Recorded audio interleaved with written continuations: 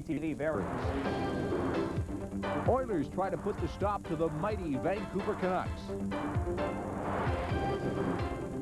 And Elvis is the king.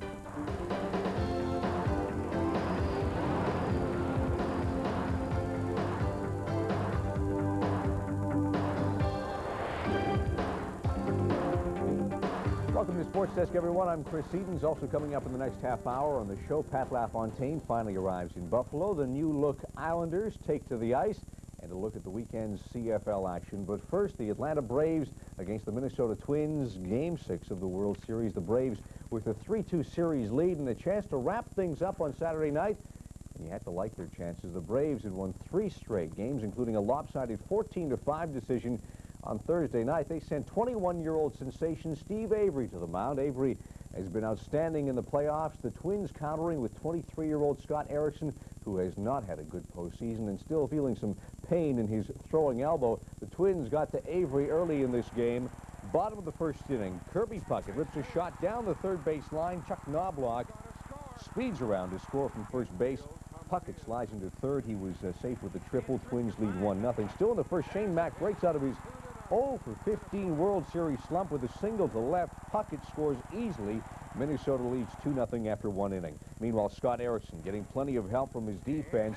First, Scott Leyes leaps up for Brian Hunter, a liner at third. Then, top of the third inning, with a man on, Ron Gant hits one deep to center field. Kirby Puckett will leap, but the warning track goes up against the wall and makes a beautiful jumping catch against the plexiglass. Still 2-0 after 2.5. Top of the fifth, Lonnie Smith hits into what should be a 5-4-3 double play.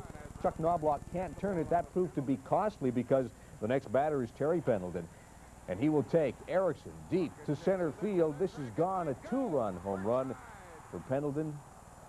With 6 hits in his last 10 at-bats, he is having a good series. The score tied at 2. But the Twins answer in the bottom of the inning. Puckett delivers a fly ball deep to center field. Dan Gladden will tag and score on the play easily, and it's 3-2 Minnesota through 5.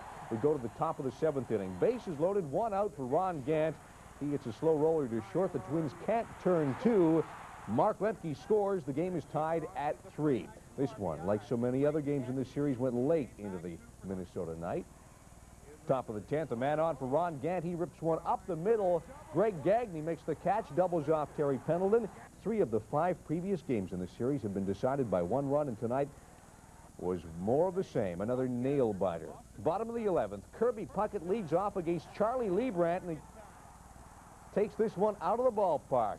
Over the wall in left field, a game-winning home run for Kirby Puckett. The Twins celebrate as they will force this to a Game 7. Liebrandt gives up the home run on the only batter he faces. Kirby Puckett, the hero. He has to be happy. The hero for Minnesota as they win 4-3. The series now tied at 3 wins apiece. Minnesota unbeatable at the Metrodome. Kirby Puckett had this to say after the game about his game-winning home run.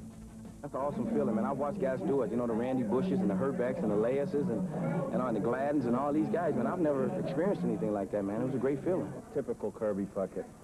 We were just standing there, and Liebrandt's warming up, and he sort of came over to me and says, "Dog," because what are we going to do here, dog? I said, "Puck. You know those high pitches you swing at? Make him get the ball up. If he gets it up, you mash it." He goes, "All right, dog. I got him, dog." And he went up there and did it. I think we pitched very well against Kirby and Herbeck and Gladden. I can think of another one. But, you know, a guy like Kirby, I mean, you expect him to break out one of these nights.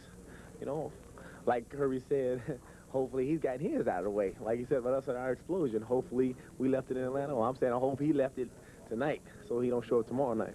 When you sign the contract, there's a section in there, a paragraph in there on that contract where it says you're going to have it rough and like it. So I guess we just like it rough. God almighty. But somebody's got a storybook, see? There's a book, and it's on page chapter 6 is over, and now you turn to chapter 7. It's a storybook World Series. What's going to happen tomorrow in Game 7, chapter 7? Oh, my God, I can't wait. It's going to be something. Can you imagine this going on like this? A storybook World Series, says Tom Kelly, and that's exactly what it is. It has come down to a one-game championship for all the marbles. The Braves against the Twins, John Smoltz against Jack Morris, a dandy pitching matchup for Game 7. It's coming up Sunday night at 8:30 p.m. Eastern Time. Okay, to the NHL now, and how is this for role reversal? The first place overall Vancouver Canucks against the struggling Edmonton Oilers. Just doesn't sound right. The Canucks sport the best record in the NHL with just one loss in their first 10 games. As for the Oilers, second last